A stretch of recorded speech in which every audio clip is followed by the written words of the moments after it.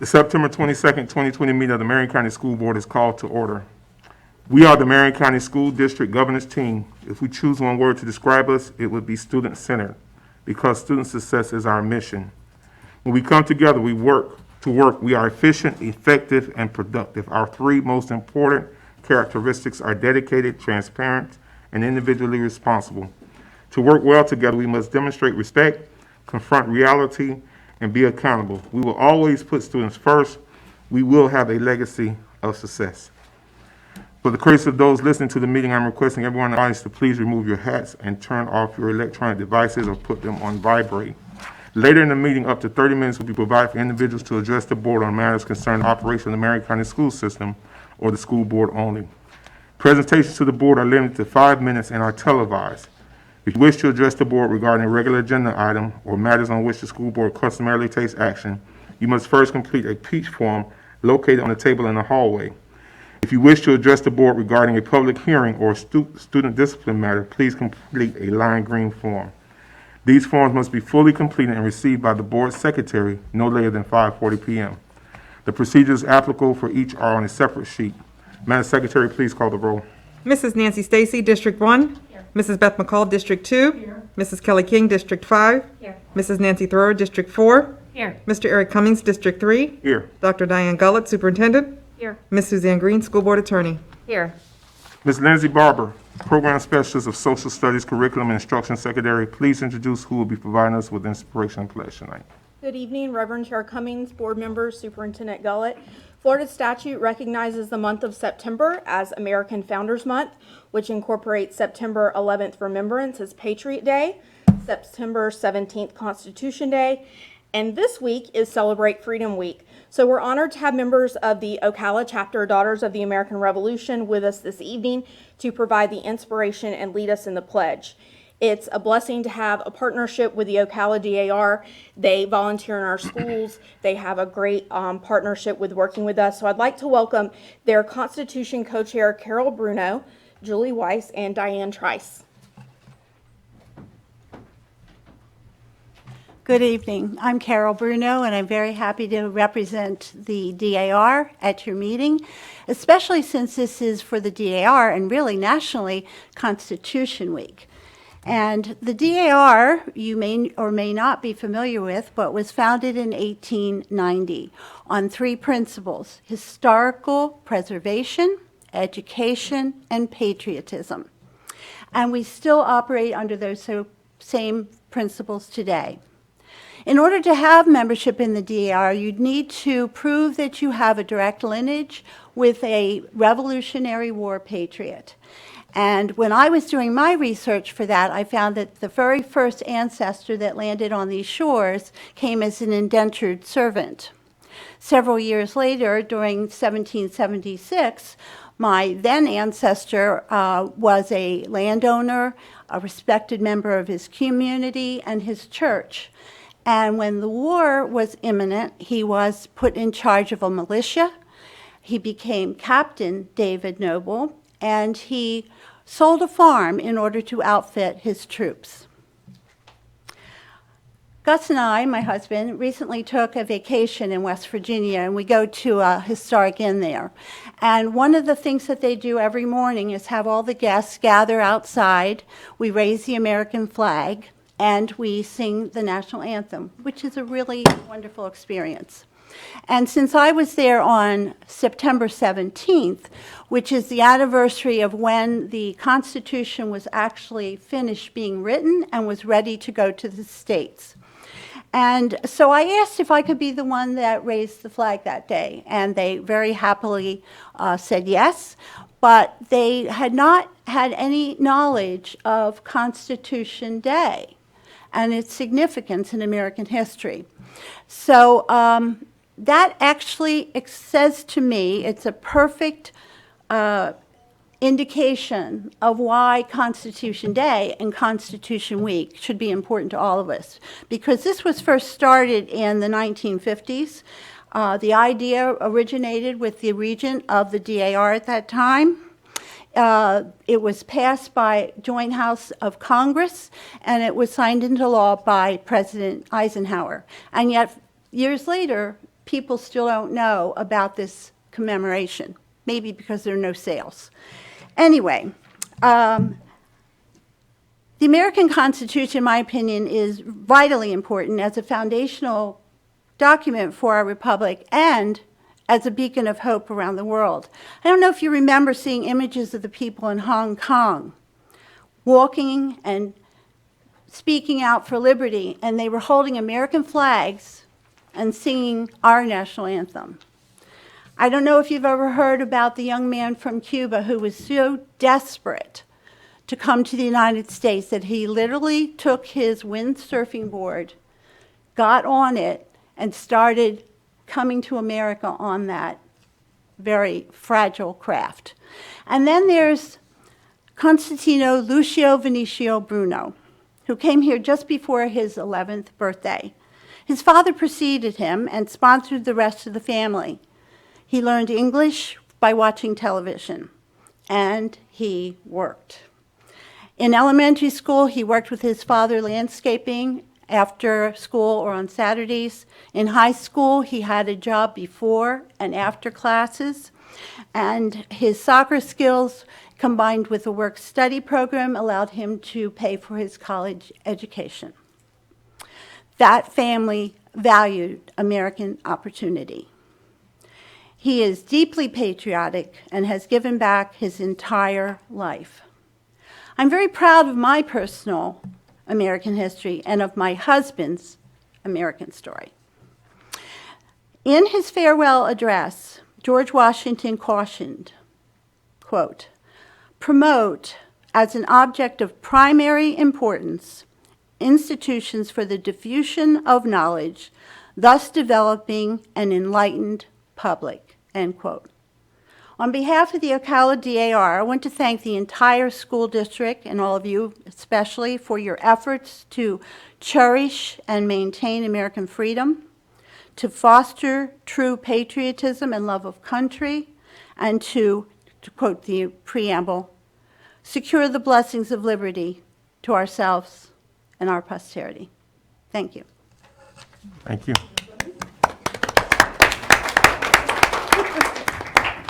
If you'll please stand and we'll say the salute to the flag. To the flag of the United States of America and to the republic for which it stands, one nation, under God, indivisible, with liberty and justice for all. Thank you very much. Thank you, ladies and gentlemen. Thank you.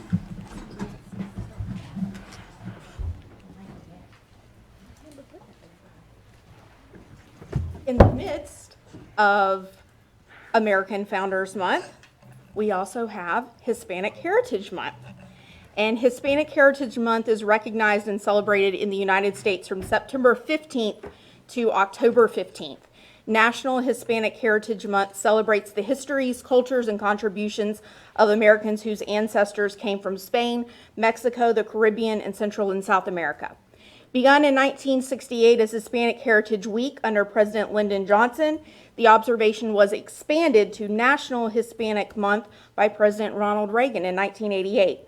The day of September 15th is significant because it's the anniversary of independence for Costa Rica, El Salvador, Guatemala, Honduras, Nicaragua.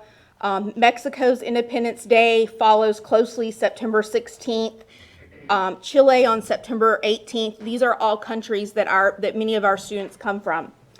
Earlier this month, First Lady Casey DeSantis announced that the theme for Hispanic Heritage Month will be celebrating untold stories and contributions of Hispanic Americans in Florida, and released information regarding the student art and essay contests.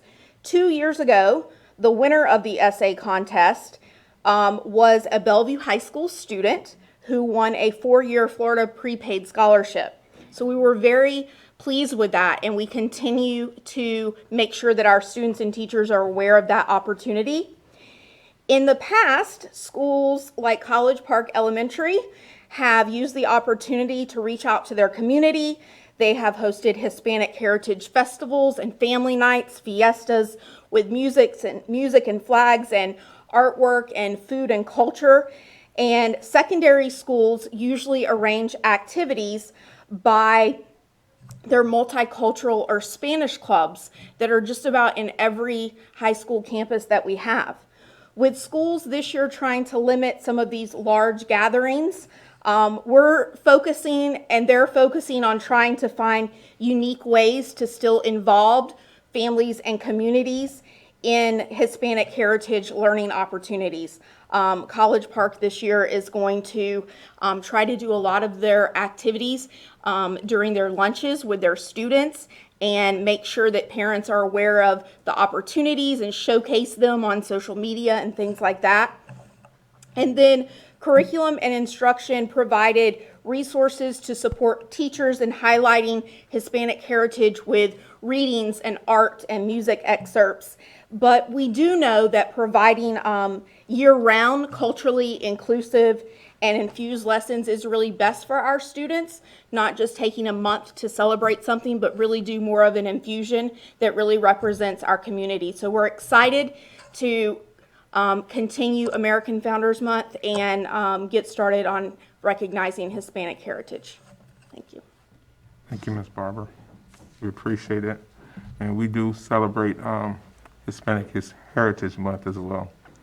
Anybody else have anything? Thank you so much. We appreciate that.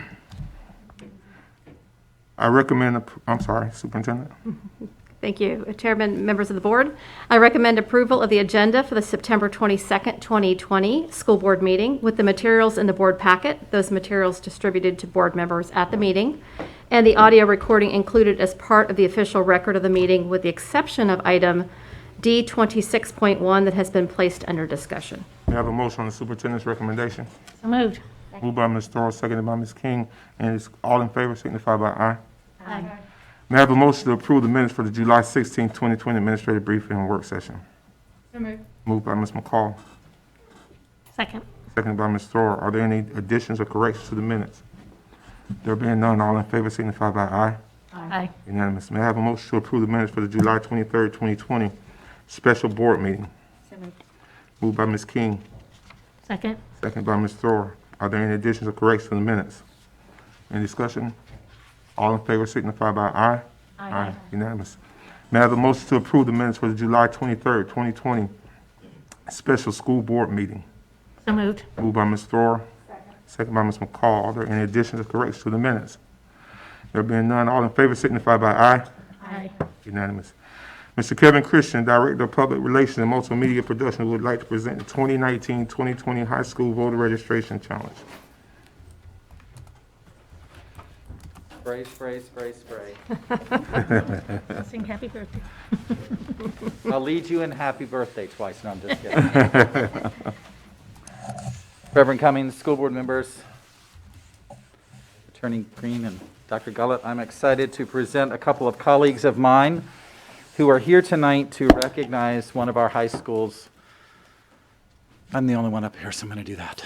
Oh, good. To recognize one of our high schools for, I think, really going above and beyond the normal call of duty, and that is to register 18-year-old students and higher to vote. And we certainly know now more than ever for the future of our country that voting matters. So I'm going to ask our elected supervisor of elections, Mr. Wesley Wilcox, to come forward, along with a PR colleague of mine and one of his associates, Starling Ard. And I'm going to ask our insanely popular principal of North Marion High School, Miss Livingood, to come forward, and Mr. Wilcox will share this information. Thank you. Thank you, Mr. Christian. It's clean, I didn't touch it. And since you started it, I'll continue because, once again, it's tough for me to speak as well. I tell you, one of the most nerve-wracking things I do in my life is to carry the trophy through the chairs and say, okay, please don't drop this. Please don't drop this. I've heard that September is a very busy month. I will tell you today is National Voter Registration Day across the entire nation. So I think it's extremely appropriate that we present our high school voter registration challenge. Let me tell you a little bit about our challenge so far. It's a program that Starley from my office started about 3 years ago. She came to me with an idea of a contest between each of the public high schools in Marion County.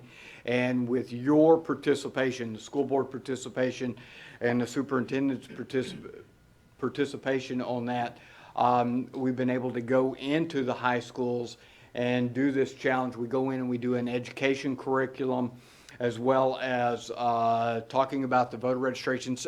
Not only the ability to register to vote, but also that responsibility that you garner once you become a registered voter, that you must participate. Not only registering is not enough, but you must participate. And so it's been an extremely successful program. I will tell you, Starley has won several awards from our high school challenge program that we do here in Marion County. So we, as supervisor, I'm extremely proud of our program and the partnership that we've garnered over the last few years. So this is our third year to present this trophy, and it's the third high school that we've been able to present this trophy to. So I would love to be able to present this trophy to Mr. Hill and Principal Livinggood. We appreciate the opportunity. We appreciate your commitment to getting our students registered and getting them educated about the voter registration, as well as the responsibility that entails. So congratulations and thank you very much. Thank you very much, sir.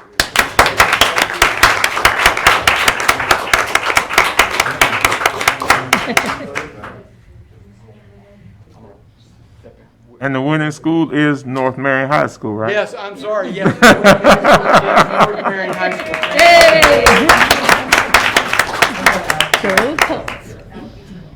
Hang on to it, Okay. unless you want to take that responsibility. As soon as I hand it to you, then it's yours. So, where you want to stand? How you want to here? Oh, you're fine.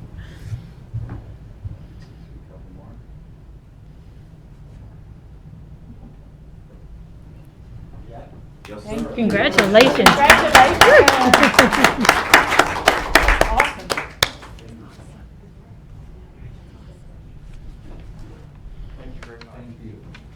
Congratulations to North Marion High School, and thank you, Mr. Wilcox, our supervisor of election, for coming. You're right, it is a huge responsibility. Once you get registered, you must vote, so If you don't mind, Please. I'm going to do a plug. please go ahead. 42 days. Yes, 42 days. And 1 hour and 12 minutes. So please, early voting is coming up.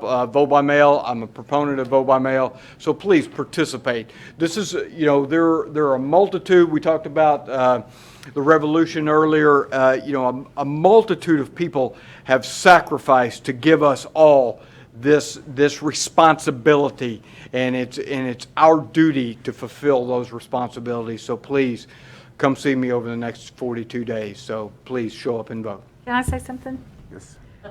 I've known Mr. Wilcox for a long time. I think we may have run for office along the way together. And I can tell you, our votes are safe here. We don't have to worry about Marion County. Everybody knows it. Mr. Wilcox is probably one of the top supervisor of elections in the state, especially for a district this size. And we've absolutely never had an issue, and under his watchful eye, I just can't imagine us having an issue at all. So thank you for all you do. Appreciate it. And thank you. And you're right, Wesley, my clock is a little bit different. I got a running clock. Mine says 41 days, 7 hours, 10 minutes, and 10 seconds. So, I wait till polls close. yeah, you made the close. But there's another deadline, the 5th. Yes, October 5th is Thank you. the voter registration deadline. So if you've not taken this opportunity to become a registered voter, please, you have until October the 5th, which was 2 weeks from yesterday. We'll be open a little bit later that night. You can go online at registertovoteflorida.gov. You can go to my website, votemarion.gov.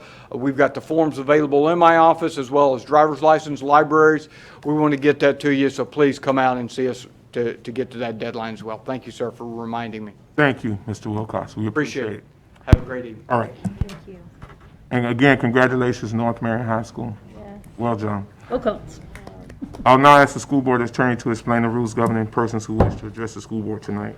In compliance with Section 286.0114 Florida statutes, the school board has adopted uniform procedures for public speakers who wish to speak at tonight's meeting, either with regard to one of tonight's agenda items or a matter related to the operations of the school district. These procedures will ensure the public has a reasonable opportunity to be heard on school board and school district matters. A written summary of these procedures is available from the table in the hallway.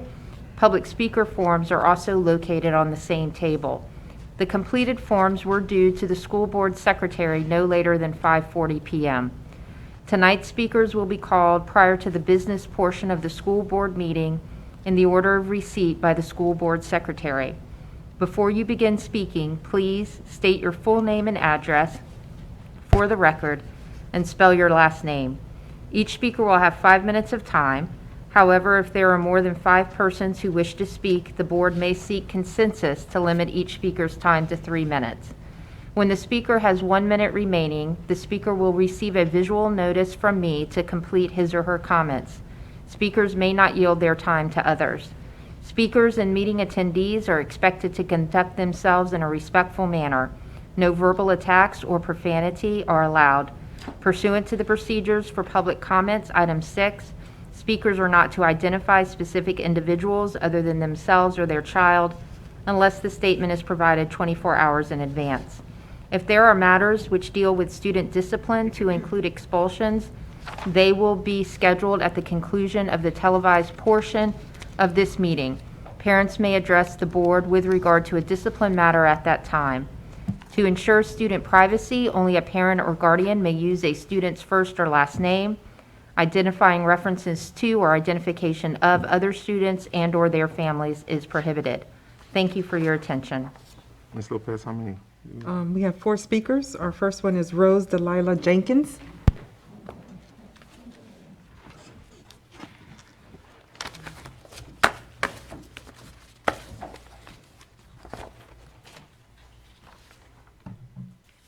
Sorry, I'm a nurse. Over COVID.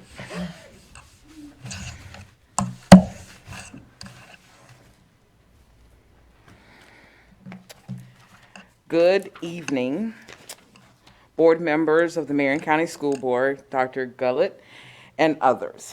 I'm Rose Jenkins, 2319 Southwest 6th Street, Ocala, Florida, 34471. Jenkins is Jenkins. I realize that coronavirus has upset the lives of everyone, including the school system. I also realize that you, the board, and the schools are implementing plans to accommodate providing instruction to our students in the best ways you can. I'm speaking tonight to address the, quote, public school system online method that is provided to those students whose parents choose not to send their children back to the brick and mortar because of the virus. This method is not working for my student, for my child, as I believe you have envisioned it to work for the students to receive some kind of quality instructional education. Speaking for my child, an 8th grader at Howard Middle School is not getting interaction, instruction, teaching from her teachers. Instead, she gets a 40, 50, or 60-minute YouTube video, and that is put on. The teacher is not present. Her camera is off, and so is her microphone. She sits there and watches that throughout the period. She is then given a worksheet to complete by 5 o'clock, and they get out of school at 3:35. And this is for language arts, math, social studies, and science. One of the videos was even made in 1982. To me, this is not teaching and not educating my child, who is a ESE special needs student. Even through this pandemic, I want my child and other students who are receiving this method to receive the best instructional education they can get, and this method is not giving them that. Board members, is this the method that we're using to try to push students back to brick and mortar? Because my child feels like she's being punished because of her illnesses and the reason that she cannot go back to school. And also, teachers who are online, They are not, if they're not online, they do not notify the student that they're not going to be there. That's a problem, because if she was at the schoolhouse, I'm quite sure kids would not be sitting in a classroom with no instructional teacher in there. So these are my issues that I have, and thank you for your time. Miss Jenkins, wait. You said that the teacher's not online No, today for third period, she wasn't online, the whole period? the whole period. Yesterday, third and fourth period, she wasn't online. As I was sitting here waiting for the school board meeting to start, an administrator from the school did call me because I have trying to take the necessary steps. And they said that it's a work in progress, and that they are going to be working with her teachers. That's not acceptable to me. I'm Dr. Gullett, and I'm concerned because this isn't the first time I heard something like this. I think when we all talked about MCPS online, the option was that these kids would get instruction. It was structured right. And so we need to. Agree. So, Ms. Jenkins, hang tight. I'm gonna get Mr. Villanello to talk with you. And let me say this. With the issue with special needs kids, we have to make sure that we're accommodating all their IEPs and all those types of things. And that could be yeah. Okay. Not our expectation. Mr. Vanilla will Yeah. meet with her to address that. Thank you, Ms. Jenkins. I'd like to say. Yes, thank you for letting us know. I'd like to say something to you. As a parent, I thank you for coming before us. There are a lot of teachers that are working really, really hard, and there's so much going on. I mean, it's like unbelievable what's going on, the great things. But we need to know when something's slipping through the cracks. And so many parents just enroll their child in private school, or they just do something different instead of coming and talking with us and helping us to resolve the problems. So tell your friends, and I'd like for anyone watching tonight to know that we really do appreciate the parents coming before us, because if you just talk with Mr. Cummins, he can't talk to me because of the sunshine laws in Florida. So the only way really we can have dialogue is if you come and speak to all of us at one time. Well, I went to the school first. I mean, I was trying to use know my you- chain that of was my command, first you know, went question, to the yeah. teachers, had a teacher conference, then went to the principal, and that's why I'm here. Right, well, and thank you for following all the steps, because that's what we're here for, and that's what we're elected for. And I applaud parents that are this strong for their child's education, that they will come stand before that podium. Thank you. Yeah, because we want, the parent has to be that first advocate for their kid, and definitely, thank you for following that chain of command, because sometimes folk just come straight to us and haven't gone the other way. They need to kind of work it up to us, and I'm sure our superintendent and deputy will work this out. Absolutely. And not just for yours, because it's an equity issue for all students. Right. Ms. McCall, you had your hand? Oh. No, I want to thank you. I do know that there is great online instruction going on in some cases. Right. Bellevue High School, I was there yesterday, and there's some great online instruction going on. So it can be done, and it can be done incredibly effectively. Right. So we need to be sure that every student is getting what we say they're going to get. What was the video? What was the video from 1982? Was it something I saw when I was in It was school? on the presidents, but I was like, I could have swore I saw this when I was at Madison Street. Like, it was just that old, and I'm like, and it was 56 minutes long. Oh, my God. I mean, come on, but it's no video that she's watched that's been less than 30 minutes, not one. Unacceptable. I memean, this is for science, this is for language arts, this is for social studies, I mean, and math. That's not acceptable. You'll have to tell someone over here, Mr. Vietnam, or someone, when you're at Madison Street, because my kids were there. And My they, mom was the assistant principal there. okay. You know her dad, Last name know kind her of dad, Whitfield. Oh, okay. Oh, well, I was there when Miss Jenkins, my kids were there when Miss Jenkins was there. Yeah. Thank you for bringing Thank you, Ms. Jenkins. Thank you. Ms. Terry Kinder?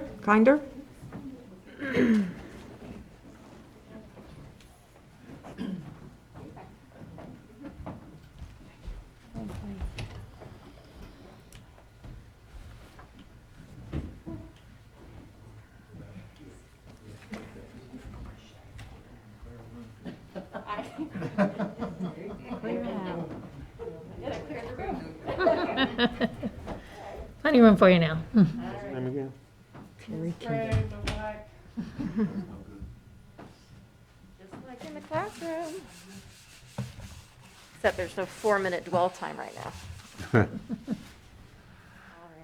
All right, I am Terry Kinder. My address is 11180 Southeast Highway 42, Summerfield, Florida, 34491, KINDER.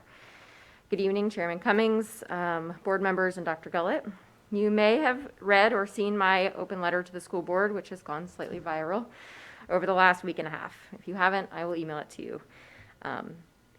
Well, within that letter, I shared my concerns with online teaching, learning, and as well as the expectations on us online teachers.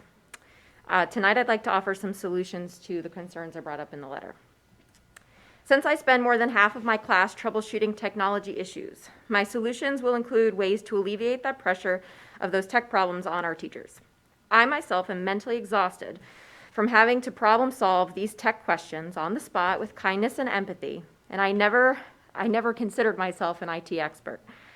I believe that these technology issues have been the main reason why I currently have 50% of my online students with an F and 5% more with a D in my class. That is about 80 students who are currently not succeeding in my state-mandated civics class. On average, on any given year, I may have 4 students fail my class for the entire year, not 80. And honestly, as of yesterday, I held a makeup day for work. It was 95 before yesterday. Other than solving tech problems, the board should consider easing the gradebook expectations for secondary teachers until we can get the students used to the technology. 12 grades per quarter is very difficult to achieve when I spend between 15 and 20 minutes completing attendance and on and off 40 to 50 minutes solving technology questions. What is left of my class period goes to teaching my curriculum. This is half the pace of my in-person classes. It may not be feasible to complete the same amount of meaningful work under these circumstances. One solution, and I know it's a big ask, one solution for all online teachers would be to have an IT specialist at each school sitting in a live team meeting, running the tech support all day long for that school specifically. Students could move with ease from my team to the tech support team, come right back once their issue's been solved. Instead of the teacher, the IT specialist would be available all day for our students to handle these issues. I could keep teaching and not be interrupted every 5 minutes or every 2 minutes. Instead of teaching my content, this is a list of the things that I myself or my coworkers have had to deal with. The tech support team, not the teacher, would be answering questions about accessing online textbooks, completing assignments within the digital textbook, downloading documents onto every type of device, including but not limited to cell phones, Chromebooks, iPads, MacBooks, tablets, desktops, PC, and Mac. The IT specialist would be the one to help students figure out how to edit the assignments that they downloaded. In addition, they can explain and show students how to upload their work back into Teams, attach it before they submit it. Students can also receive help with Teams-related issues, like not being able to get into meetings, not being able to use their hand icon or chat features. They can receive assistance on how to update their devices, such as JavaScript, Adobe Illustrator, Flash Player, downloading the most recent browser, Chrome, Internet Explorer, Edge. They can help students fix their default settings so that PDFs don't open in Microsoft Edge but into Adobe Reader. They can help students whose devices say Zoom isn't supported on this device or YouTube has been blocked from the county, preventing them from accessing any kind of pre-recorded lesson for students with IEPs who may need additional support. This IT specialist needs remote access to navigate the screens of our students for them, to fix these problems without the child needing an hour of confusing instructions to do it themselves. Our students and their parents do not find the tech support helpline as helpful as you think. I know this because they tell me in my meetings, usually with a few explicit terms thrown in during my class. They tell me I don't want to call that number again. They want me, the teacher, to solve it kindly and show their child what to do. I honestly think that a school-based IT support team in Microsoft Teams would be an easy and comfortable way for our kids to receive the support they need compared to making a phone call. Most of the kids are home alone anyway and don't have access to a phone call anyway. 34 seconds. There's a fix with attendance that I talked to someone who is the lead person for Microsoft Teams at the University of Florida. They've told me that one thing that would be very simple for our IT department at the admin level would be to switch the names instead of showing up as first name first. There's literally a button that you can click that will swap it to last name, just like it is in Skyward. This would free up at least 10 more minutes of instructional time that I would have instead of printing rosters daily that change to try to do attendance by first name and then enter it into Skyward by last name. I have a bunch more, but I don't have time. Ms. Kinder, Yes, sir. hang tight. Sure. I was in the classroom today. I observed exactly what you just said as far as with the names showing first name, last name. That is a major issue because it's time consuming for the teachers. I watched it today. I also watched, because I was on the other side, I've been on the student side, I went to the teacher side. I also watched the instructor have to try to deal with these tech issues over and over versus teaching a lesson that should have been a worksheet that had about 5 or 6 questions on it, that it took them 40 minutes to get through because of all the, I can't see the screen, I can't get to this, I can't get to that. So and the kids were trying to be engaged, and the teacher was trying to be engaged, but they spent the majority of their time dealing with these issues of how to navigate and move through the system. But then I left there and I went back to some students, and I saw the frustration. I saw some kids get emotionally frustrated because of the system that they were on, as far as if they signed on and they didn't see anybody, they clicked off. If they waited a while, and I know when we were in college, had that 15-minute rule. If the teacher didn't show up in 15 minutes, we were gone. Well, these kids are not college kids. They don't have that type of patience. So if things aren't moving as fast and they're not engaged, this becomes an issue. But I also saw these kids where screens would blank and all kind of stuff. So I don't know how. I don't know if we can put an IT team at every school, but we definitely got some IT issues. Let me ask you something. How is this different than what was happening in the spring? Well, in the spring, we didn't have to take attendance. That's one. Okay. We weren't required. But as far as all these other issues, what was So different? what our subject matter at our school, what we chose to do was we had a Zoom meeting with the 3 of us would stay there and wait for any student. It was a daily, same time every single day for any one of our kids with our civic subject, and we posted the assignments on the website. They could do the assignments, and then I made YouTube videos that we all shared, the civics department shared. I made a YouTube video of the entire lesson where I highlighted the text, I annotate the text on in the video. I read them everything. So every single assignment had a video accompanied of me teaching the lesson. And some kids used them, some didn't need that. And then they can log in, and every day was me, all of us, sitting there helping the students. We'd be available for an hour. Now, I'm not saying I want to go back to that. I really loved that. It went well for the end of the year, and we didn't have to test. We got to do some really creative civic stuff and current event stuff. But there's a ton of content, and if we're still being state tested, I mean, our civic scores are literally #1 in the entire county and have been for years. I'm not saying like that's end all be all, but like we work really hard to make sure our kids understand my content, and I have never felt more like a failure, ever. Are you doing Microsoft Team, or is anyone doing Google, or what are y'all doing over there? We were told to try to embrace Teams initially. After my letter went out, our principal did say, okay, maybe we can go back to, let's do what we feel comfortable with. I tried using Zoom to give the CSMA, and there was 10 kids total of my students out of my 150 online kids. It was 10 kids who could not access Zoom on their device. So I had them in Microsoft Teams on one screen, and I had Zoom going with all the other kids. The reason I did that is because I can't see most of their cameras on Microsoft Teams. Doesn't matter how many people have come in to try to fix it, it doesn't work. So Did it work on Google? I never used Google Meet, and I've never used Google Classroom. But there have been basically every teacher at my school in the spring, they did love Google Classroom, and they're all saying now that we're allowed, we've been given permission to do so, they have been embracing the idea of switching back to Google Classroom. And what I'm kind of finding out, Superintendent, board members, is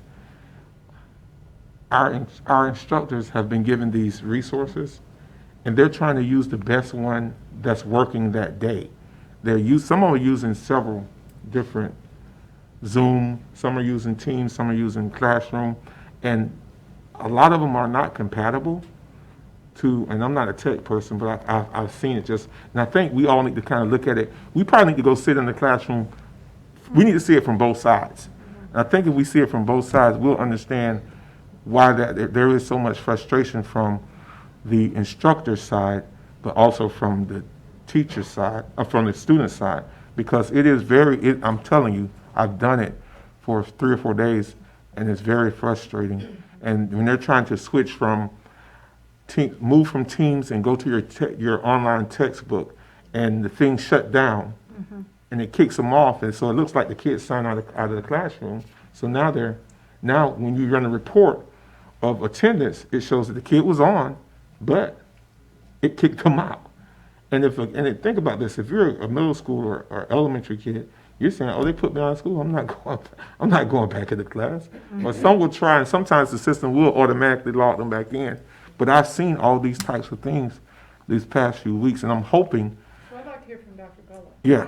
Thank you, Chairman, members of the board. I first thank you, Ms. Kinder, for coming, and I did see your video, so I feel it. I see the tears. I recognize your heartfelt message, and thank you for your service. I wanted the board to know, as part of my updates later, that I've asked the team to put together a task force, recognizing that this is something that has not, in my opinion, satisfied me that we have fully resolved all the issues, and we still have a lot of work to do. So putting together a task force, and publicly I'd like to ask Ms. Kinder if she would sit on that task force. We need a well-rounded representative group to work through what our issues are and to come up with solutions, which thank you for starting to lead the way with that. Appreciate that very much. Wonderful solutions. We're also going to survey the teachers. All the teachers will receive a survey. They're already working on what those questions will be, so we can get some really good data points on what's working, what's not, and what solutions they have. So those two pieces are underway as we speak, but I very much would enjoy if you could be part of that team to help guide the work. Absolutely. And honest, I would like to just add really quick, our principal did hold a couple of meetings of just problem-solving meetings of all the online teachers. And we all went as a collective group. We attended those meetings. There was a lot of extra concerns brought up. And then that was written in an email, and he asked for a small group of people to be a small problem-solving Microsoft Teams problem solver group. So sure, I'm on that committee too. And we sat today for an hour. We met, the 5 of us, and we worked through 7 or 8 different issues that we at least have some ideas of solutions to. I'm just saying this publicly because I feel like principals, I really truly appreciate my principal doing that. Like, my principal listened. He held a full staff meeting of online teachers and invited us to share our complaints, and then allowed us to narrow that down to what can we now do to solve those with a smaller group of people who have dedicated every day and night to learning the stinking program and I'm reaching out to anyone that will listen for help. And so people are offering their help, and I appreciate that. And it sounds like there are people, the gentleman I talked to, I went to church with, who spent an hour with me on the phone last night talking me through, I have 2 more pages of things. He's like, that's a simple fix. I'm sure your guys, and they were given a manual of hundreds of pages, and they just didn't have time. He's like, honestly, I will forward this stuff to you, and then you can send it to who needs it to go to. Because he runs it. He's been teaching this and training people. So I appreciated his time. Maybe I should just give his number to someone. But a lot of this stuff sounds like, he goes, it's not that you hate Teams. It's that it's not being utilized because there's certain functions that were disabled, or they just don't know how to use them. And they will eventually, but right now we need it. So I have spoken to teachers from your school that have contacted me, and they went into the school year with the understanding from the school board that they could use Google Classroom or Team, but then they were told at your school that they shall use Team, and if they needed individual help, they would have to come in individually to do Google.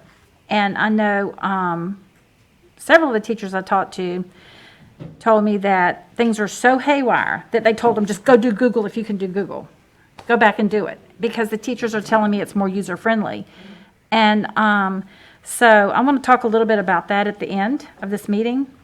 But yeah, I've never personally used Google Classroom, so I can't compare. But I was trying to embrace like I was asked to do, and so I did. But yes, I mean, I think that our principal at least heard us crying, literally, and said, okay, then do what you need to do. Let's be Exactly. successful. And my hat's off to him because he said, okay, we've asked you to meet something that's not meetable, so go do your teaching thing. Yeah. And so that's great that he did that. Mr. Moore. Yes, ma'am. You being here is helping us create the new pathway forward. Hearing your challenges and also within your same comments, bringing forward practical solutions is exactly what we need and is exactly what we're trying to empower people to feel comfortable doing. So thank you for taking that step forward. We were very proud that we were able to provide 3 weeks of professional development rather than the usual, like 2 days in your classroom and then it's always so hectic. But when you think about the transformational teaching and instructional delivery that's being required in this new era, it's just, it barely scrapes the top, we're now coming into week 4, fully into week 4.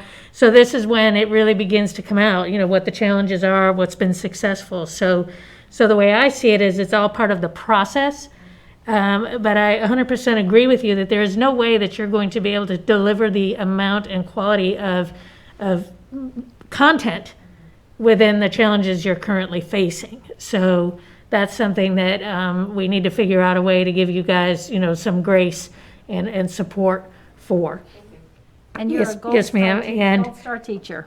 And we really, yes, I really, really appreciate it. It is that relationship between all of us that's what's going to improve our district. So Thank you guys for Absolutely. listening. And I appreciate your courage for coming forward, because Yes. I know it's not easy to come and voice your concerns.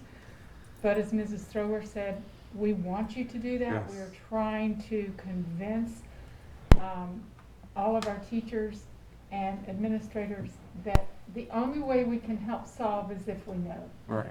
And so thank you for that. I love the idea of a task force, Dr. Gullett. Yes. I think we've heard for 4 weeks that it's not doing what it needs to do. So thank you. Welcome. for- Thank you for guys for coming listening. forward and letting us know. Yeah, and we truly thank you. Yeah, Okay. you mentioned one thing and I just have a question. Did you say that you teach 150 students at one time? No. Okay, so I misunderstood that. Okay, in my mind, I was like 150 and I was like, No. Secondary. I have 6 periods, so I have one class of 20. so- okay, all right, I feel better now. That just stuck out to me. So I was like, I needed clarification on that one because I was like, well, that right there's a problem. That would be, there's an easy solution. it's a really easy solution to that, yeah. All And, right, and, thank you guys. and we thank you again for coming and being so forward and letting us know what issues are with this. Dr. Gullett, I do like the idea of a task force. I do want to talk to you a little bit about this survey. Some staff have mentioned to me about us doing a survey, but not a digital survey. They prefer that it be paper and a box that they can put it in They and like those somebody come kind of pick it up. best. Yeah, That way that you'll get a true data. That's true. absolutely. Happy to. We've that. talked about that before. Yes. Understood. Thank you, Ms. Kendall. What school? Bellevue Middle? Yes, sir. Bellevue Middle. And civics class. Wait a minute, back up, one more thing, I forgot. We're almost out. She mentioned about these grades because we know progress reports are going to be coming out soon. Yep. So you're going to be getting a bunch of phone calls if Oh, these kids are at those type of grades. How, I'm sure Dr. Gary is going to try to work, you guys are going to try to figure out Send a something. Sky Alert home and all online kids. You're 90% of you are failing. That's how the Sky Alert should go. I have been holding makeup days that's just, at this point, I can't even move forward because the kids kept failing stuff, so I had to keep having them You're still redo stuck. things. And then I sit there with them and have them, a lot of my ESE students, I wish that I say to them, I wish you were here. Like, I could help you. Like, I just want them to be right next to me and I can show them on the paper. Doesn't matter if I recorded it and I showed them where it highlighted and I have them rewatch it. They're just really struggling. And then my ESOL students they're struggling. And I got Google Translate, thankfully, but it's just not the same as having them right there with you. And I'm not saying I want them in my room. I'm just saying, like, there's challenges that I can't even spend the time with those kids who truly, truly need it. Like, the other kids could log off after, say, 40 minutes if they understood it and they did the work, they submit it, bye. You guys are done after, say, an hour total of instruction. The other kids, we have 110 minute blocks? 110 minute blocks. So, I mean, honestly, I could sit for another 40 minutes with my ESC kids, but 40 minutes went to tech issues. So I could be utilizing the time more effectively to help those ESC students, but right now. And you're accountable for every minute. Yes, but anyway. It's alarming when you hear 90% of your students are failing. Correct. That is. Well, it's 55% with a D or an F, 50% with an F. Oh, it's alarming to me. I cry daily. Especially, She is an excellent teacher. especially with civics, one of the areas that we're going to be gigged on. So, thank you, Ms. Kendall. Ms. Cheryl Lindstrom?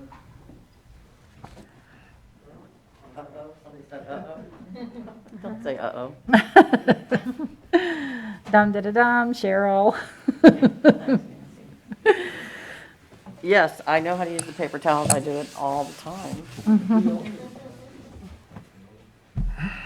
Cheryl Lindstrom, 2176 Southeast 50th Terrace, Ocala, Lindstrom. Good afternoon, Chairman Cummings, Board, Dr. Gullett. My original concerns with my health have not been alleviated, but I'm doing my best to keep myself safe. Having to mingle with students to disinfect their desks negates the whole avoid crowds guidelines, as there are nearly 30 children in my face-to-face classes. But you know a teacher's heart, and I love being a teacher of children. So much so, I wonder why we are doing any county testing in a pandemic. What data do you need? A baseline for where students are? How much learning was lost? Teachers already know. Students came back from where they were in March. That's when the learning ended. Add to this the total dismissal of fourth quarter, and a recipe for disaster was created.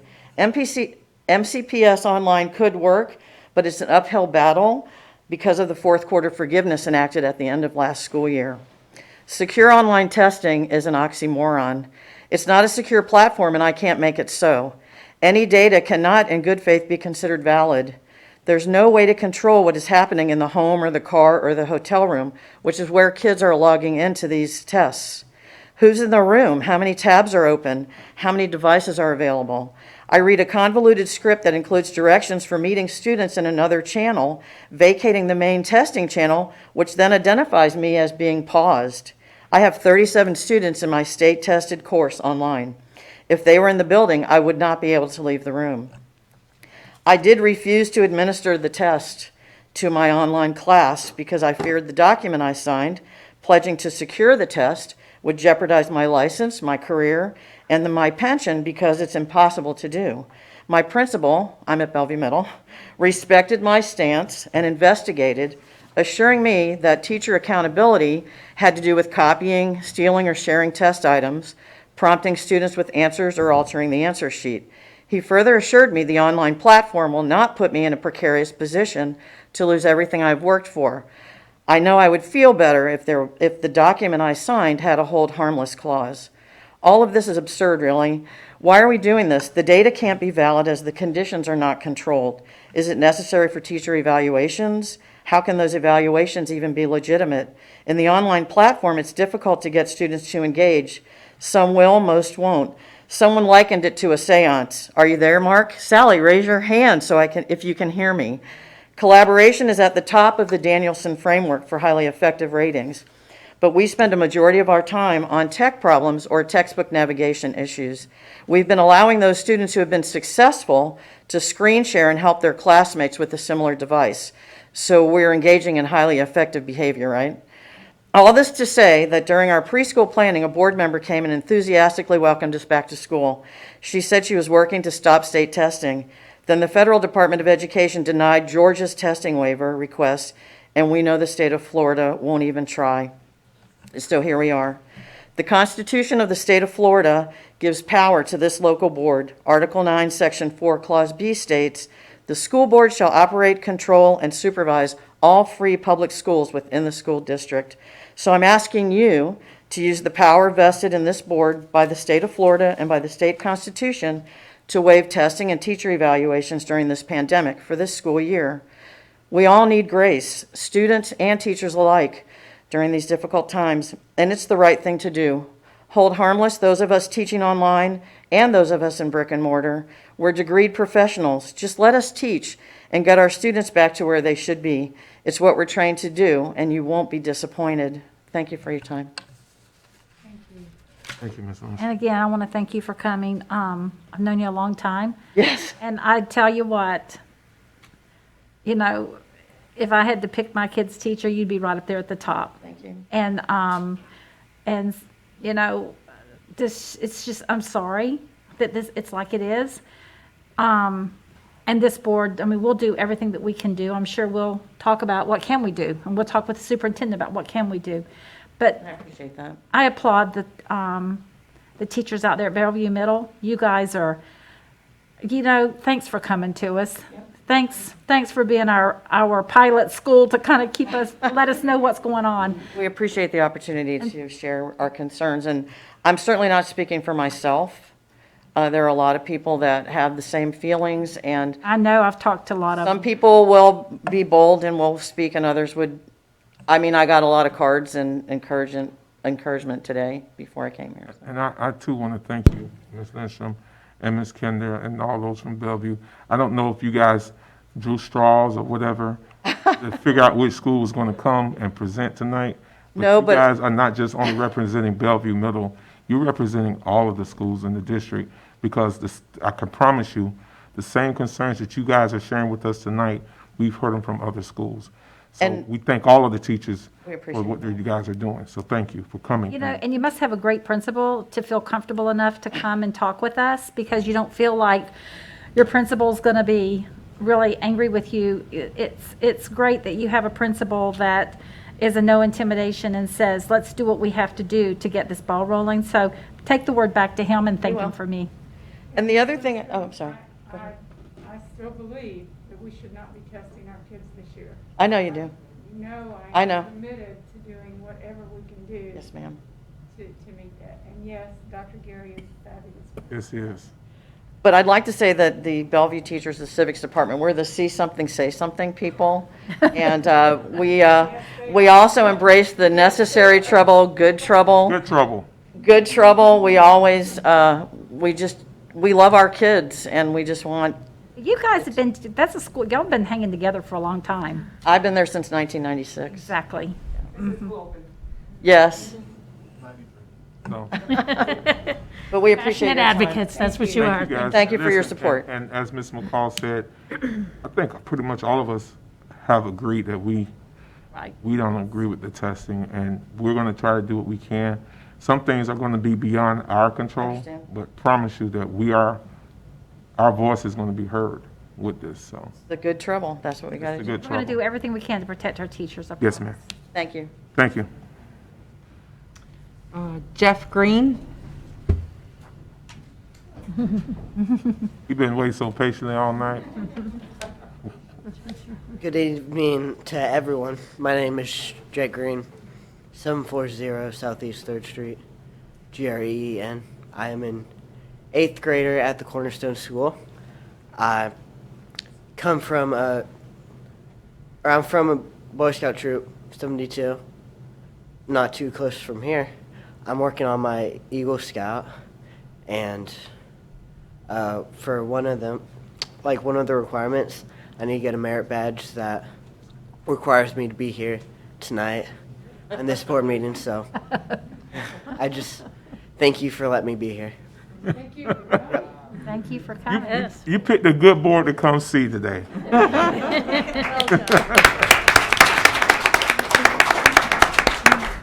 Thank you, Mr. Green. We appreciate you being here. Any other speakers? That's it? Okay. No other speakers?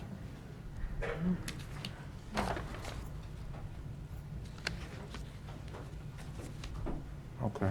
Yeah. We're finna have some. Okay.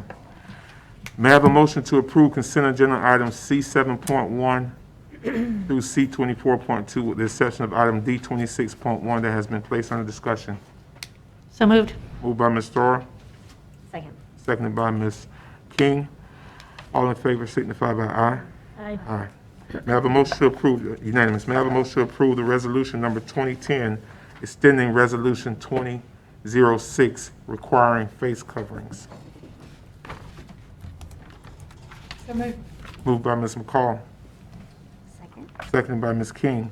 Any discussion? All in favor signify by aye. Aye. Unanimous. May I have a motion to approve the following cash or tangible donations that have a total value of $72,826.98. $10,000 to Forest High School from CenturyLink Clark M. Williams Foundation. $1,538.48 to Hillcrest School from United Way of Central Ohio via pass-through Public Education Foundation of Marion County. $1,410 to Marion County Public Schools Student Services Psychological and Social Work Services Department from Marion County Tax Collector, Florida Employee Fund. $10,000 to Madison Street Academy from Madison Street Academy PTA. $1,000 to Marion Technical Institute from First Christian Church Disciples of Christ, Romeo, the men's group. 50 Dell Chromebooks and resource packages valued at $23,999.50 to Marion Technical Institute from Alarm.com. $13,500 to North Marion High School from Mid-State Skin Institute, LLC. Student backpacks and supplies valued at $1,003 to Ocala Springs Elementary from the Marion County Veterans Council Incorporated. $1,000 to Osceola Middle School from Theodore Obertoffer. Student backpacks and supplies valued at $1,003 to Romeo Elementary School from the Marion County Veterans Council. $1,000 to Shady Hill Elementary from Exceptional Urgent Care Center 1 in Corp. $2,500 to Shady Hill Elementary from their business partner, Signature Brands, via the Public Education Foundation of Marion County. $4,873 to Shady Hill Elementary from CenturyLink Clark M. Williams Foundation. May I have a motion? So moved. Moved by Ms. McCall. Second. Seconded by Ms. Thor. Any discussion? All in favor signify by aye. Aye. Unanimous. Ms. King? Yes. On behalf of the Marion County School Board, we graciously accept all your donations. And when you heard Mr. Cummings state all the different areas, we had veterans and we had skincare centers and Cox and just, PTAs and Churches. and churches. That was another one. And our community is just really coming together for a whole, like we always have, and even during these tough times. And we are very appreciative as our teachers and our students. Thank you. Thank you. The next regular administrative briefing and work session is scheduled for October 8, 2020 at 9 a.m. The purpose of the work session is to discuss long-range planning, technology plan update, custodial staff concerns, and attorney interviews. The following administrative briefing and work session is scheduled for October 22nd, 2020 at 9 o'clock a.m. The purpose of the work session is to discuss 2021 tentative work session schedule and review of district-wide attendance zones. We're at the end. Ms. Lopez, any comments? Just a reminder, you do have a meeting tomorrow at 1. That is MEA negotiations with Ms. Oliver. That's all I have. Thank you. Attorney Green? Nothing, thank you. Thank you. Dr. Gillette? Thank you, Chairman Cummings, members of the board. We already spoke about the technology updates I was going to provide. I wanted to also add to that, we are really working, and we are finding actually, and Ms. Kendra really touched on this, that even internally yesterday, we went through a mock of what this looks like, and some of it's just some more need for additional training, Ms. Thor, to your point, and communication from the technology, those who understand it, to share out. So I think it'll be important to have the task force together to help to problem solve and come up with solutions, to hear directly from teachers on what's working with them, what their struggles are, because those are real. And we need to get to some solution around this, but do agree that there are people who are making this work, but we need to provide better support to them. So I look forward to doing that. Mr. Christian just stepped out, and Mr. Christian, I think, is working on, he is going to, on the topic of online learning, is going to share the netiquette video that is posted now on our website, which I like to commend the team for putting that together. with a lot of great people who spent their time on it to help, not just to work internally in what we've been discussing and where we need to go, but also to really ask and plead with our families, our parents, and family members to help us to help our children to be successful. And so part of that is sharing, communicating what we can do together, partnering to ensure that our students are successful in that platform. It does provide a lot of challenges. We know that. Some are based on technology, some are other challenges. And so we want to try to eliminate those barriers. So when Mr. Christian comes in to share. I'm so sorry. So it's okay. When Mr. Christian has the opportunity, he will show that video that they worked so hard on. So would you like me to skip and come back to you? Or? Okay. I don't know if you had the chance. It is on our homepage.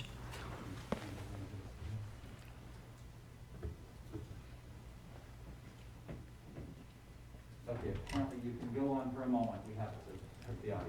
Okay, so we'll come back to that. Thank you.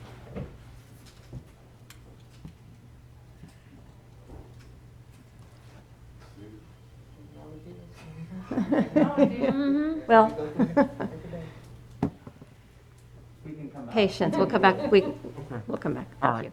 Ms. McCall. Yes, yesterday I was at Bellevue High School, and I always love going out to Bellevue High School. They're always doing great things. And Miss Annie Shepard, who is their student activities director, and a group of students were hiding these all over campus. And so they gave me one, and I thought it was such a clever idea that I wanted to share with all of you tonight and to tell Miss Shepard and her students thank you. So this is through the Sandy Hook program, the Save Promise Club, which is Students Against Violence Everywhere. And what they did at Bellevue High School was they put these little ducks and they hit them all over, and it says, keep the duck, pass it on, or put it in another location. And the three things that this little duck is supposed to remind the students and the faculty of is, number one, if you see someone alone, reach out and help, and start with hello.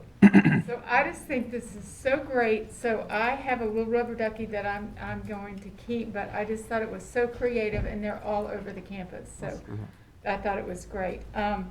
Also, I just want parents and teachers to know we hear you. We understand that the frustrations are there. We are working to help solve the comments tonight, help us understand what some of those problems are, and the way we understand them is for you to tell us. But we also need help with solutions.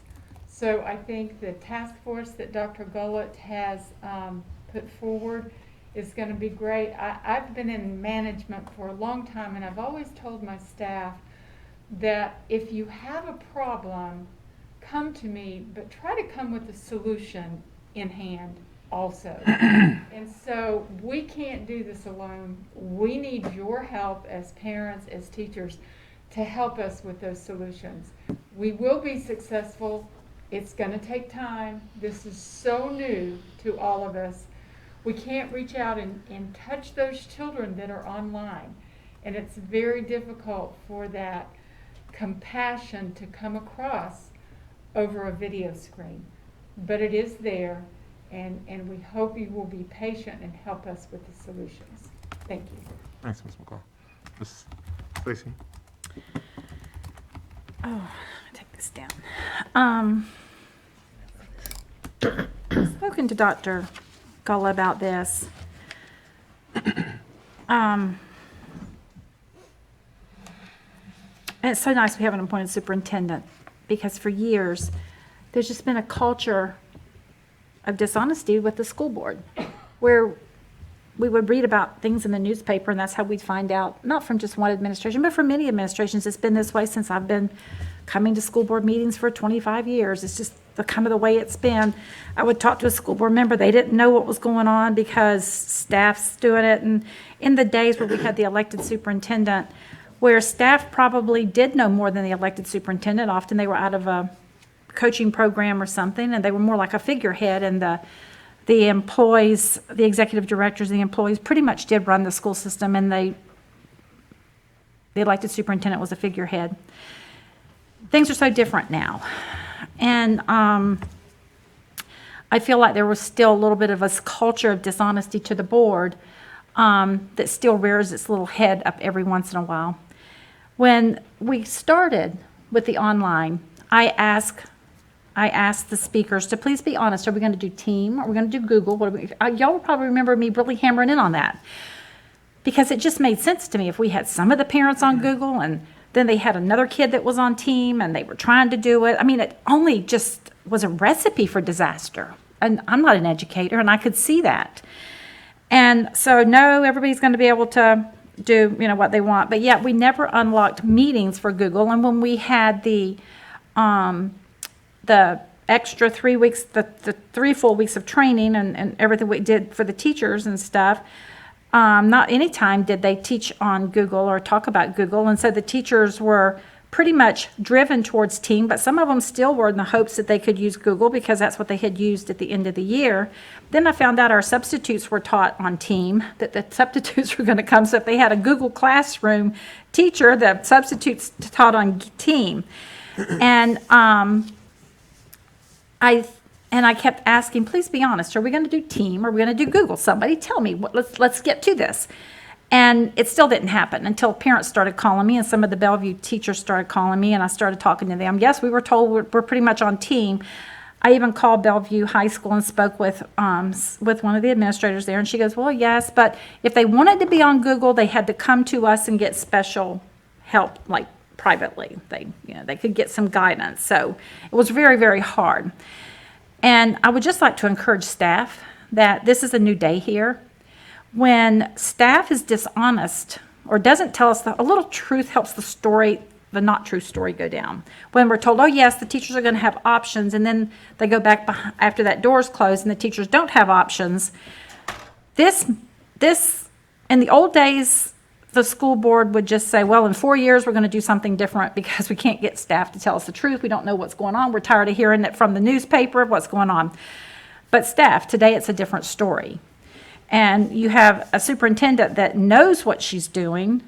She is fully aware. I've had this conversation I'm having right now. I've had with Dr. Gullett my concerns that for so many years there has been this culture here of kind of doing as they pleased. And so as the next year goes along, I hope this board will support Dr. Gullett if she does have a problem like this where an employee just absolutely is determined to go rogue, because when that happens, then that sets Dr. Gullett's job on the line. It's different. We don't have to wait 4 years. And so I would just like to encourage staff and everybody in this district to come to Dr. Gullett, not try to get behind her back and try to whittle and make things work, because staff has come before me and I ask them, what are we going to do? Are we going to do this? Are we going to do that? And they just kind of look at me like crickets. So it's time for everybody to come clean. We have a great superintendent. She understands this stuff.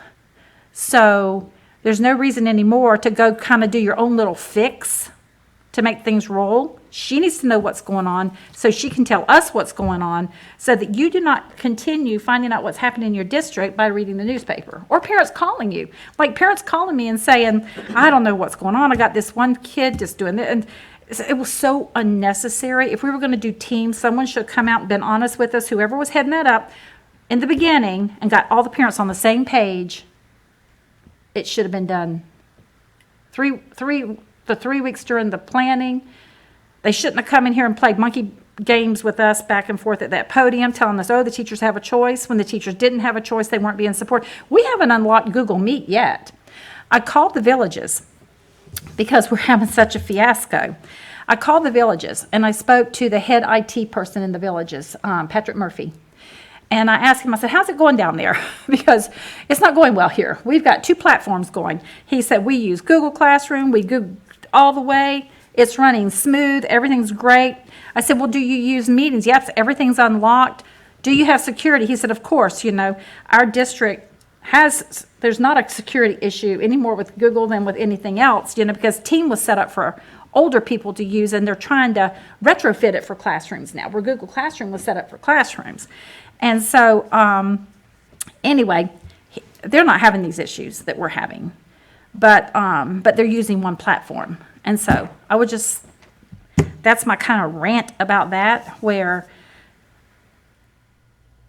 instead of staying right here up on the fence all the time, we get down here and do what we need to do and stop playing footsie with everybody. Thanks. Thank you, Ms. Stacy. Ms. King?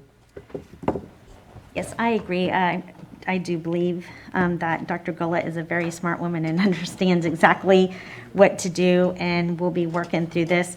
The Villages is smaller, and when I hear that a computer program is perfect and nothing is going wrong, that right there alarms me a little bit, it raises a flag. We've just done it so long. It could be, but anytime it seems like with technologies, there's always something going on in one way or the They're other. not having this problem. So, but I do understand, and I hear that the same concerns, and there are some issues that need to be worked through, and I'm glad to hear that there is a task force that is being formed to help us navigate through these times. I have also spoke to Dr. Gullett about it a little bit, and she reminded me that we presented to the state that we had to have more than one option, because I was like, let's go back to brick and mortar. That's what we do best. And she was like, that's not what we told the state. So I was like, you're right. So, with that being said, we are going to work through this, and we will be better, as we work out the kinks.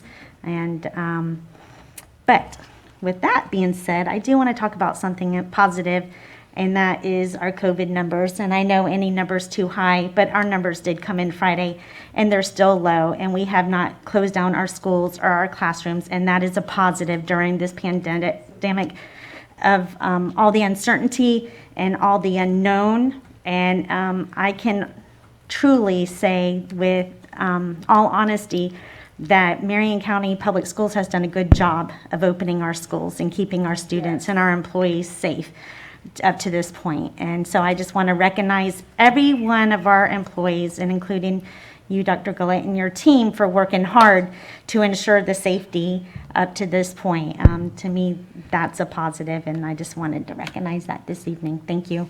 Thank you, Ms. King, because the numbers really are not, they're kind of hanging. I thought that we were going to go like 6 kids, 12 kids, 18 kids, like that, but it's really, Perfect. And they're holding it down. they're holding it down, and up the last time I heard, now granted it could change, but there hasn't been anybody catch it secondary from anybody in our schools, like sitting next to somebody. Really? Okay. Unless those numbers have changed, Dr. Gullett, I don't know if you've heard anything different. So thank you, Ms. King and members of the board. I haven't heard directly that anyone has caught it. We have these weekly, as you know, conversations with the Department of Health, and I have not been informed.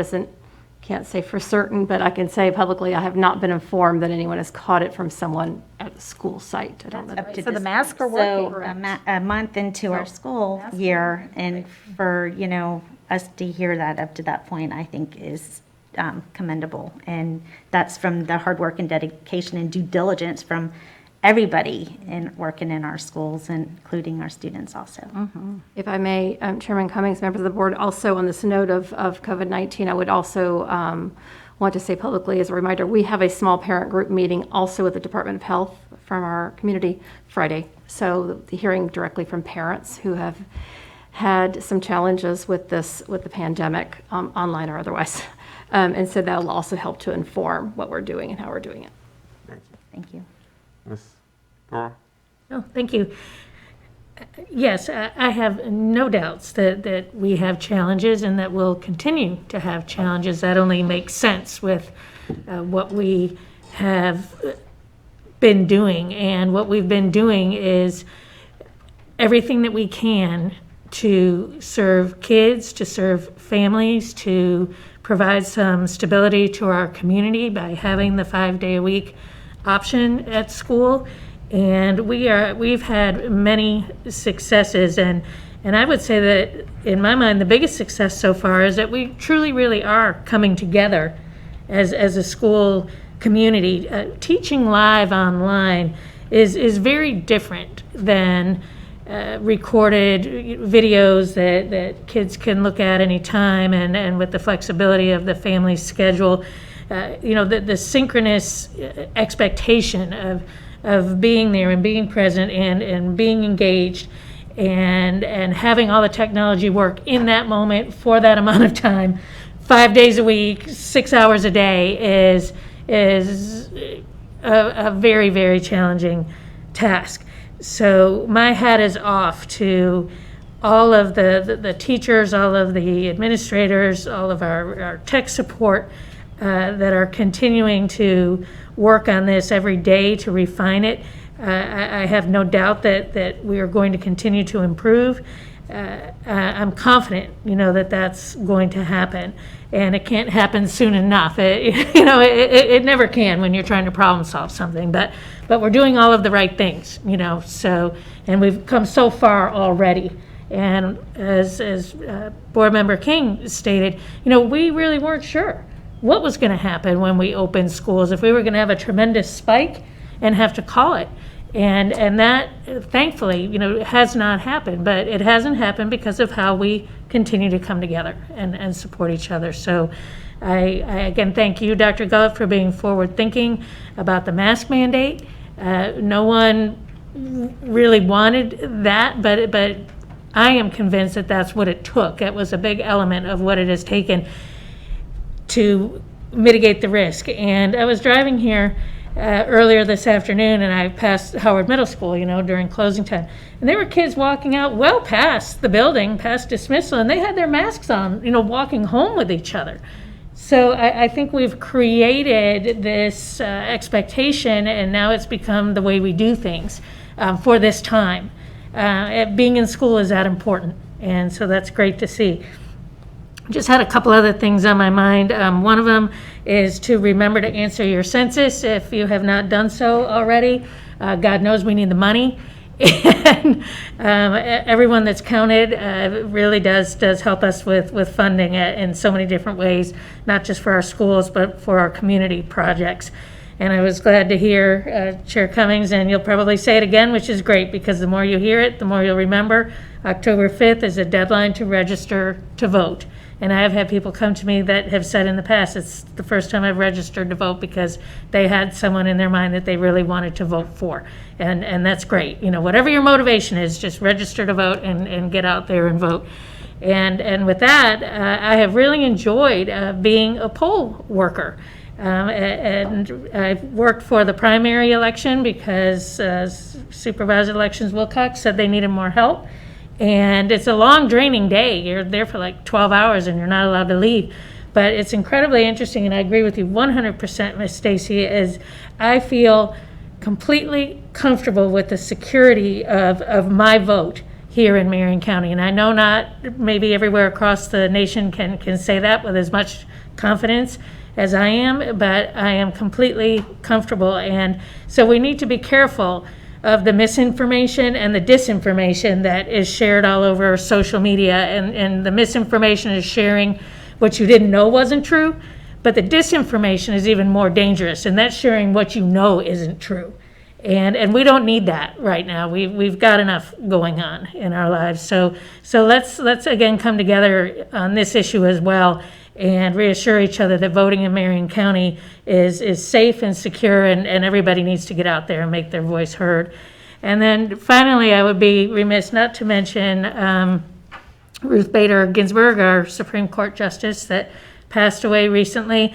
I know that I've benefited from her powerful advocacy for women over so many decades, and I really admire the friendship that she had with Supreme Court Justice Anthony Scalia. They could not have been further apart in so many ways politically, but they found common ground, and they always treated each other with respect. And I think that that's a really good reminder for all of us in these days and times. So once again, everybody just keep swinging. We'll get there, and keep coming forward and keep bringing those solutions. Thank you.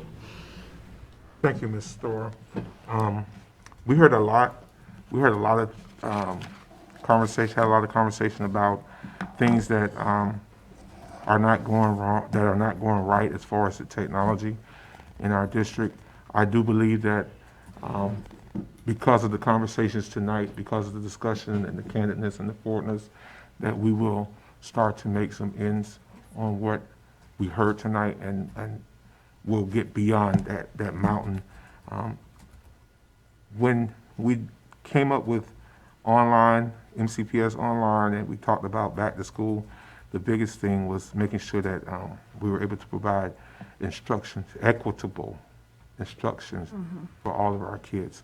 So I think we as a district are moving towards trying to make sure that where that kid is in person, face-to-face, or online, that we're going to be able to provide that equitable instruction. It's going to be difficult because it's new. It's transitional.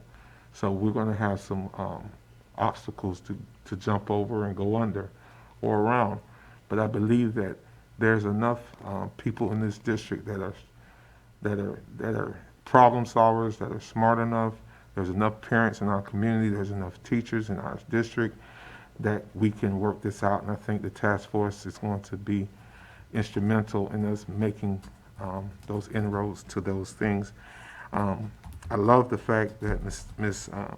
King brought up the fact about safety. Y'all know I come from a safety background, so the thing with me was safety. Safety. And we have, let me say this, and I don't want to jinx us or anything like that, but the reason that our numbers have been good is because of what everyone has done. Not one particular group of people, but everyone has had to buy in to what we said is going to keep our kids safe. The bus drivers, the teachers. You saw Ms. Lindstrom here tonight wiping us down, saying this is what I do on a daily basis. Our custodians, everybody has had to buy in and keeping our kids safe. And that's the reason why our numbers are looking the way. Now, let me say this. Don't get complacent, and please don't go backwards. We need you to keep doing what you're doing until we come out of this. And eventually, I do believe that we will come out of this. And even when we talked about the mask mandate, and I'm one of the first ones to say that it's uncomfortable wearing masks. I'll tell you that. It's very uncomfortable to wear masks all day long. But is it necessary? I think it is right now. I really think they work. I do too. And sometimes unpopular or tough decisions are made not to punish people, but they're made to save, heal, and for us to be able to move forward. And I think that we made some unpopular but tough decisions as a board, as a district. And the reason that we haven't had a school shut down, knock on wood, is because we did the right thing and made those tough decisions. So we're gonna always have people that's gonna criticize and say whatever, but I can sleep at night knowing that that the numbers are doing what they're supposed to do because of what we're doing as a district. So I'm grateful for that. And I'm just really thankful for that. I'm glad Mr. Wilcox, our supervisor of election, came and emphasized voting. We do need everyone to register to vote. The deadline is the 5th, and we just want to encourage everybody to vote. Whether you're going to vote by mail, early vote, in person, absenteeism, I think your vote is going to be counted. So please make, definitely in this county. I've watched Wesley's, Mr. Wilcox's operation. I've been behind the scenes and seen it, and it's a tight running, and he is one of those people that does his job with integrity. So Marion County, please make sure that you go vote. Don't sit home and say my vote's not going to count. Every vote's count. That's your voice. If you don't vote, don't complain. If you don't vote, that's your voice to say whatever you feel. So I encourage everyone to please vote. Again, the deadline for that is October 5th to register to vote and then be able to vote. Two other things, and I'm going to, 3 other things. I do want to commend all of our staff, all of our teachers. As I said, I've been in classrooms. I've been going behind the scenes because I've seen, for the first 3 weeks of school, I saw the student side, and then I need to see the other side. And it is frustrating for everybody. It's difficult. It's different. It's going to get better. but we need everybody to hang in there.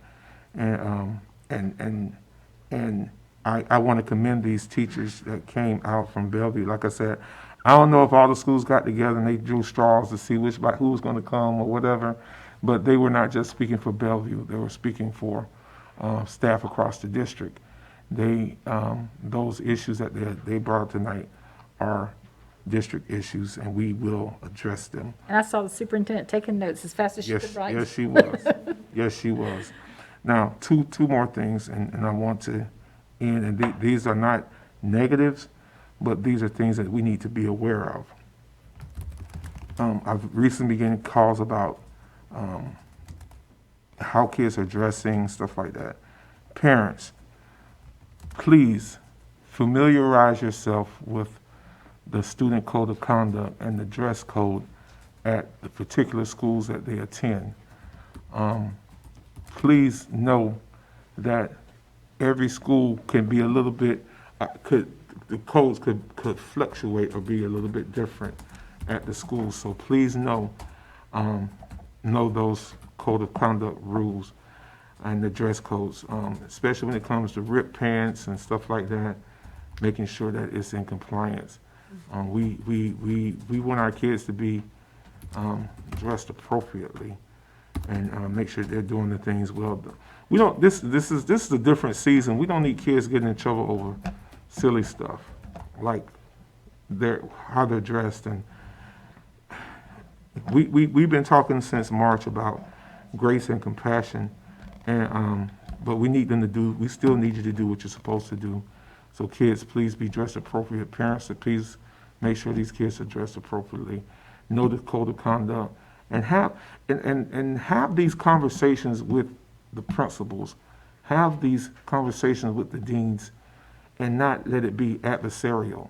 I think communication can resolve a lot of issues if folk would just sit down and kind of talk it out, and it could be resolved quickly. And then to our staff members, and this may sound whatever, but it is what it is. We're in a different political season. We're in a different political season. I want to encourage all of our staff members to please familiarize yourself with Board Policy 9.40. If you do that, and that relates to campaigning and different things and ads on school property and flags and all that kind of stuff, please familiarize yourself with this type of, there's no need for staff members to get in trouble about something that there's a board policy on, and all they have to do is just read it. We all, I think, got emails this past about people that were being sent some emails from outside a company. You can, listen, just because they send you the email don't mean you have to respond to it. And I would encourage them to not respond to it. Anybody can buy email lists and send them, and you responded to that in such appropriate way. Just don't respond to it. But our faculty, our staff members, I don't care what your position is in the district, be careful when you're on school property. Be careful with the things that you're wearing. Be careful with the flags and things that are on your car. Know the policy, because if someone starts holding you accountable for those things, you're going to look at it and say that they're being mean. I don't care who you vote for, really. But I don't want our education system to be politicized. We came to educate kids. We came to keep them safe. We came to do those types of things. Let's do that. Whatever you do on your own time, fine with it. But be familiar with 9.40. And am I saying the right one, Dr. Gullett? Yes, I believe so. 9.40, that's what I'm looking at. And we've sent it out to the staff, we'll resend it out. Thank you. And so let's have a great election. Let's do whatever we need to do, but let's be smart about it, okay? And in years past, I can tell you, I've never seen teachers come before like that. That speaks for you, Dr. Gullett, that things are coming around here. So thank you, because the culture that your culture is developing, and starting to see it. Thanks. So before addressing expulsion matters, I wish to acknowledge that board members, do we have any? I'm sorry. Video. Oh, the video. Yes, thank you. I'm trying to get out of here. Go ahead, Mr. Christian. I'm in this video. So you're in the video. We need to see this, but turn the light off. Let's get some popcorn. That's right. Dim the lights. Roll them. And welcome to this video about etiquette for MCPS online learning. I'm Reverend Eric Cummings, Chairman of the Marion County School Board. I'm a strong believer in appropriate behavior when it comes to online learning. This video will help you, especially as parents and guardians, help your children in the world of online classrooms. Online etiquette, or netiquette as it's called, is important and essential for us all. We're here to support you as we transition to online learning because it's a huge process for all of us, teachers, students, and parents. While we can't duplicate the value of face-to-face learning, we believe learning continues when we all work together. Standards of conduct are just as important in the home classroom as they are in the traditional classroom. This is where you can help them most. First, review the communications from your child's teachers, school and the district, especially for online expectations. Emphasise the value of your class time to your child, and how they behave in school should be the same as they behave at home in the online class. The same standards apply to both. Next, create a favorable learning space where students can be productive. While we as teachers provide the structure for learning, occasional help from you is fine, as long as it doesn't become overwhelming and hinder your child's learning. You can offer help from time to time, but reach out to your teacher if that help becomes more than just occasional. As well, allow your child to work independently while you monitor the resources they use. This preserves the academic integrity of their work. In your dedicated learning space, provide technology, headphones, classroom supplies, and other materials in a way that does not distract from learning. You should remove interruptions like pets, loud noises, TV, and other distractions because the device's camera shows everything in the learning space. Because your child's home life serves as a backdrop for their entire online learning process, it's imperative to make good choices on their behalf. Always make sure the camera and microphone are pointed directly at your child. This helps teachers best gauge how your child is learning the instructions we're delivering. If your child is distracted, we can refocus and re-engage them. If they're confused, we can see that too and can help. This helps us as teachers deliver instruction best designed to meet your child's needs. Next, make sure your child spends adequate time on each lesson taught and progresses through the instructional activities. To get the most benefit, your child needs to stay for the entire class. They miss out on critical learning every time they get up and step away from the screen. Plus, it can be repeatedly distracting to the other students in the online class. Your child should only be communicating with the teacher unless otherwise instructed. Chatting with classmates during class time is really the same thing as talking in class. As in the traditional classroom, all discussions must be related to the course content and be polite, courteous, and respectful. Anything less could be punishable based on the code of student conduct. Finally, parents, remember other students see you with your child, so being fully dressed and appropriately involved are key factors to keeping everyone focused on classwork. We're all adjusting to the new standards for online learning, and even in high school, the challenge is there. As a former Marion County Teacher of the Year, I believe parents and guardians want what's best for their children.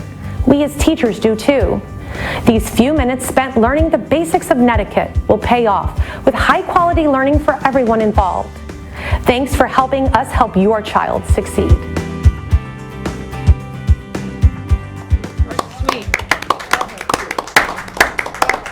Great job, Mr. Christensen and your team. Great job, Chair Cummings. The credit goes to the team because they made it happen, and those teachers were amazing. They really were. So thank you. It's a team effort, just like when Miss Boston Ellis gets up here. It's a team effort for the guys behind that wall.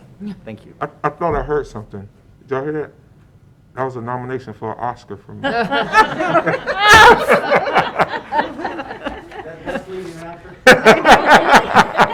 Oscar Mayer will get you. We needed a laugh getting out of here. Listen, no, thank you, Kevin.